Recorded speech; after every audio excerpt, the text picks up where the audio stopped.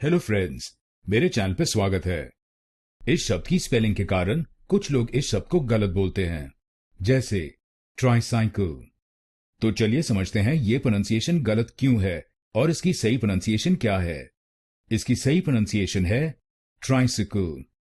Tricycle. इस शब्द में 3 शब्दांश हैं। पहले शब्दांश को यानी TRI को बोलिए ट्राई, ट्राई। दूसरे शब्दांश को यानी CY को बोलिए से। गलत प्रोनाउंसिएशन में हम इस शब्दांश को बोलते हैं साई।